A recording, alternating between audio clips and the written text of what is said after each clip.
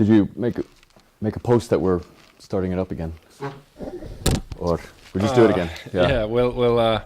I'm sorry there were some technical issues that took us offline, but it has been fixed. At the time we were cut off, I was asking you this question, Mikael, from a standpoint of an investor, because we had That's covered right. the. I don't think we even finished that topic. We had covered the technical aspects of it pretty thoroughly. Yeah. And now, like, coming more from the aspect of an investor. Yeah, we didn't really actually get into that too much, which is a very important point. There was a few things I wanted to make about that.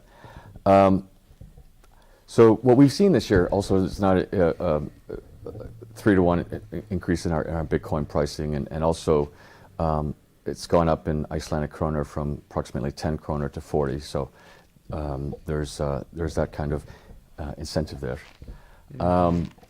However, it's proportionally kind of a small volume, right? So what we're seeing, good day of trading for Auroracoin right now is that we're getting up to about 10,000-12,000 US dollars a day. Is it mostly on the free exchange? Because you got two exchanges, ISX and free exchange. That's right. And then one more. Yeah, well, we're on an unnamed exchange, literally. Okay. But I don't want to say.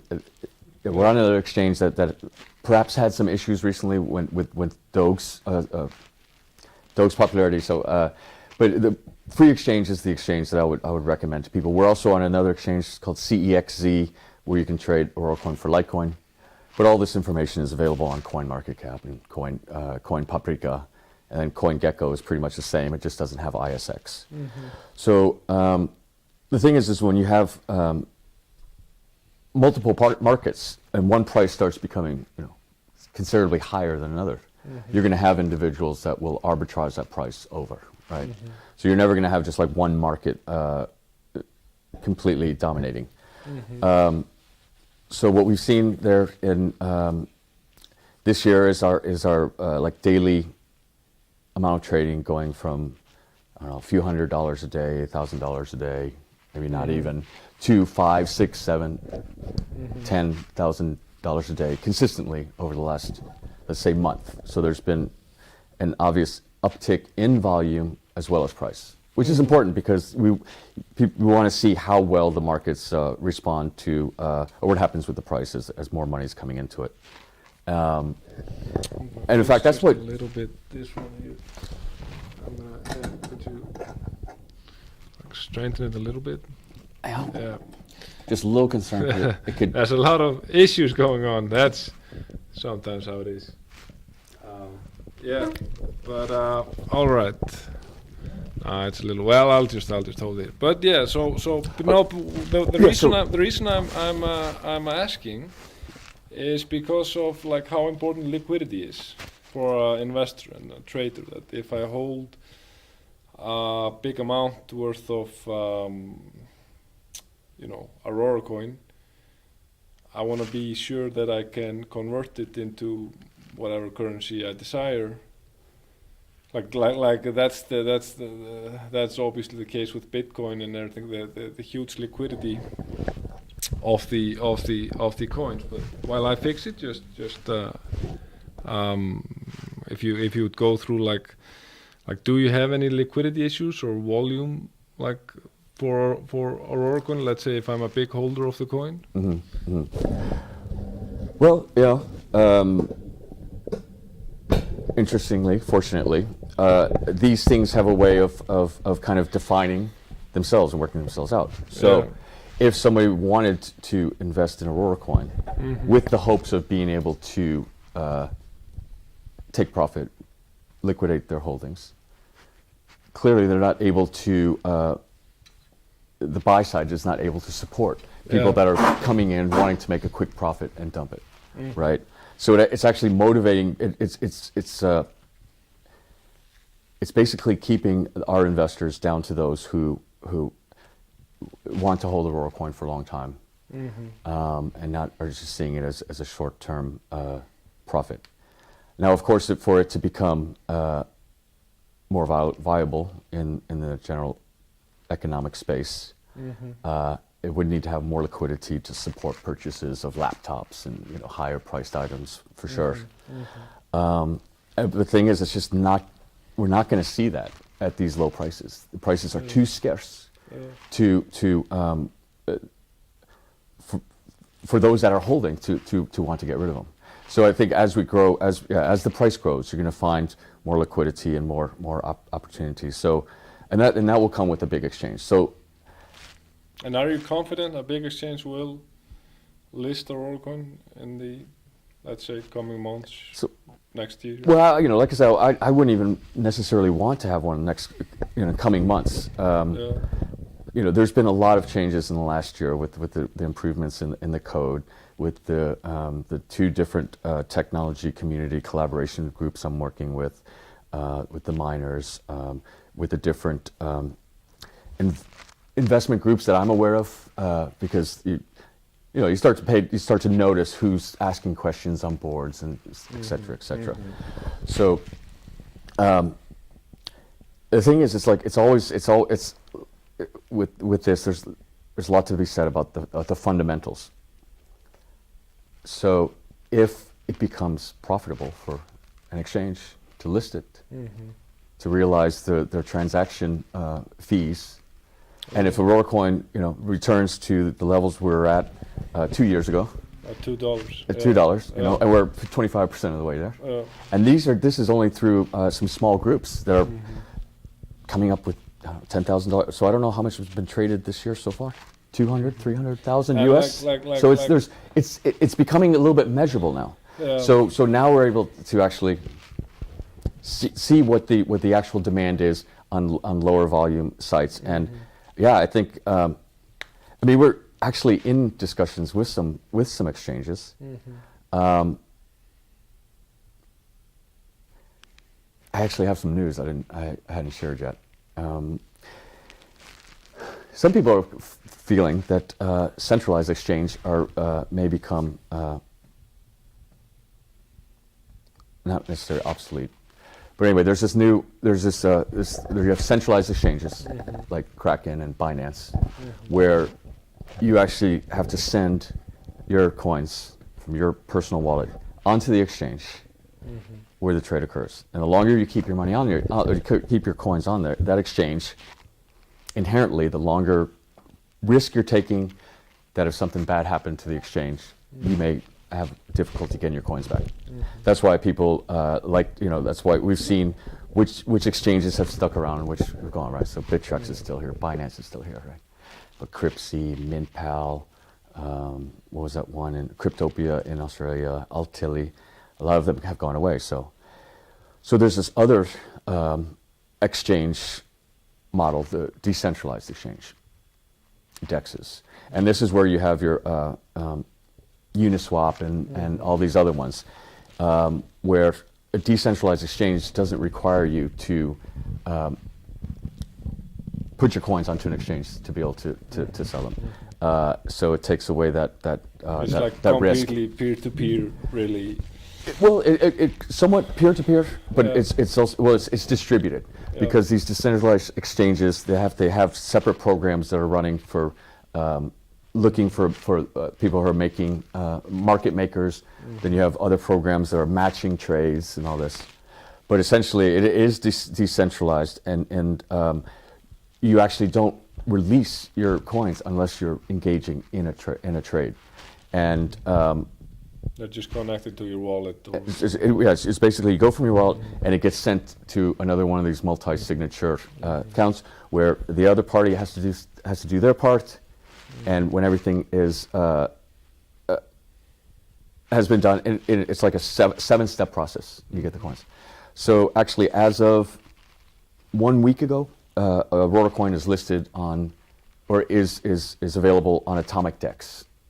And Atomic DEX is like a 3-year, 4-year, 2 or 3rd generation decentralized exchange from Komodo platform, which is a well-known coin. They're also having very similar kind of well, price performance is less. But at any rate, yeah. So I'm happy to report that as of this week, because of the changes that our developer made in upgrading our support of Bitcoin, we're now listed on Atomic Dex. So as of this week, we are now traded against thousands of different coins. It's just an issue of putting out a buy or sell order, see if someone kind of takes a buy. So, because unfortunately we, because of the technicality issues we had, we don't have as much time as we would have liked to. But I still want to cover. I still have some things to say about the investor, because this is very important, right? Because I understand a lot of people will get involved in this space because of the potential of high returns, right? I would love to see high returns after I get as many coins distributed out there, and we start seeing these charity funds and these community funds start building up. So what should the investor look at? Which is obviously the history, the performance, the technology, the amount of trust that they see in me. And then the question is what level do they want to go into, knowing that they're not going to have the ability to necessarily liquidate right away. So I thought maybe it would be helpful to kind of give a little metric for people that are interested in Auroracoin, which is, I mean, I really think that like 100 coins per individual is a really good target to in fact, it's always good for people that are thinking about to get into crypto to spend $30, $40, 5,000 kroner. Just do that, get a little committed, because the second you do that, you're going to find that you're going to be more motivated in understanding the space. So what happened with the airdrop is a lot of people got free coins. This time around, now they're going to have to invest 5,000 kroner. And that's going to be really helpful. And I would also recommend that if anybody's picking up 100 coins, to pick some up for their family and friends as well, just so they don't miss out. Personally, I've actually set aside 10,000 Aurora coins so that in the future I can gift 100 friends with 100 Aurora coins. That's just how I like to do things. And then if there's someone that's wanting to invest a little bit more, I would only suggest that if they realize 500, 1,000% gains, that they're also generous with their returns. So this is, if what you're looking for is a highly liquid market to make money, then Auroracoin is probably not necessarily not at this point. But if you believe in the project, if you believe in the notion, if you have some level of trust with the team, if you have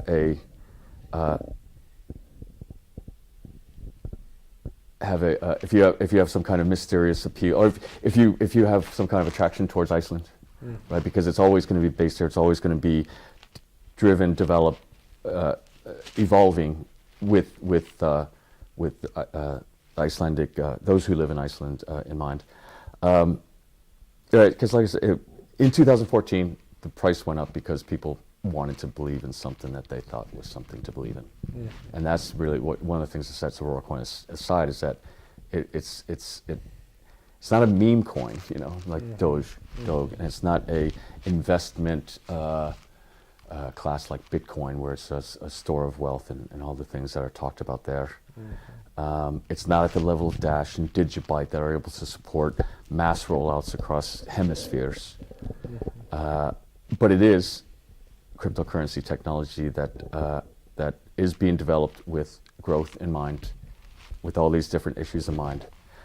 And the other thing too is I would also suggest that investors, maybe some that have been holding on to hundreds of thousands of coins for a couple of years, get in touch with the team, right? Yeah. So that we can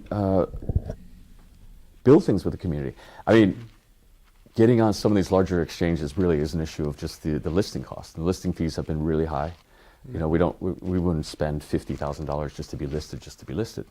Because like I said, right now, that's not my opinion, because that kind of goes against the thing. But in the future, if we're finding that like Auroracoin's taking off and there's all these things and just liquidity is an issue, it's not going to be a problem to look at the listing fee as a business cost and just do it. Yeah, and that's the only thing that Auroracoin hasn't really had is let's say a large team with a lot of where was I going with that? I don't know. I was going to say maybe something. Yeah, we're a small team. What can we do? You know, that's why when you look at our websites and everything, that they're a little bit maybe dated, and the social media we could be more active on. I've been trying to do better on that, but I've only been, like I said, I'm part of the team officially, with actually some of that access recently. It's just a lot to do, from helping with building some of the wallets, working with the communities, doing this, and then website development and content. Yeah, but we're working with I have plans for a lot of this stuff, so you know, we can cover a lot of this in future podcasts, maybe in a few months, and do an update. Or I think you're going to see a lot more content coming out of this project. Actually, I would definitely love to go deeper into this project with you and cover it on the podcast. Unfortunately, we've been rather unlucky with the technicals. This time, but still, even so, Hannes, Mikael, it's been great having you on, and it's at least we managed to cover the history and the technical aspects, and like the investor side. So I would like to close it out with just like a fun question. I often end my podcast on is just a simple price prediction. Will Auroracoin reach $1 this year? Easily. This year?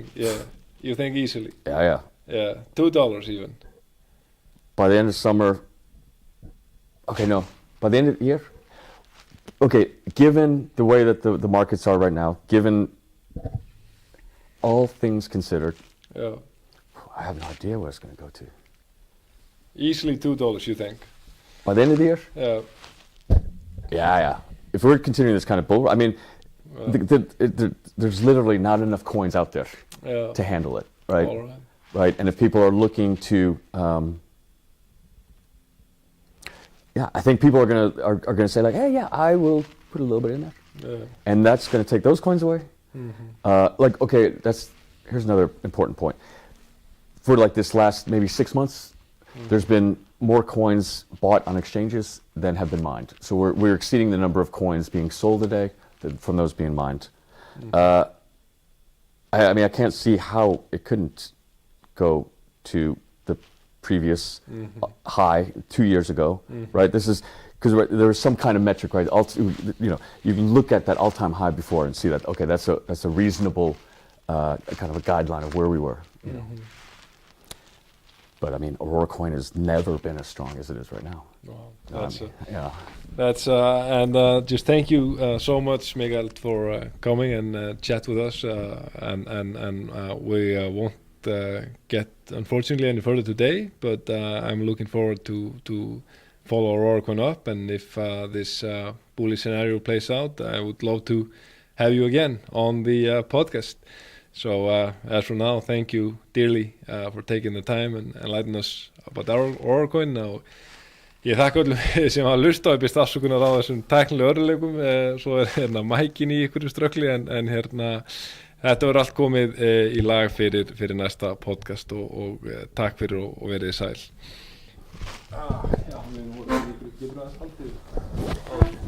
Yeah, I mean, the thing is, it just doesn't have. That's not really that's not a good place to put it. No, I know it's. I think this. It's just not a good. It's not a good place.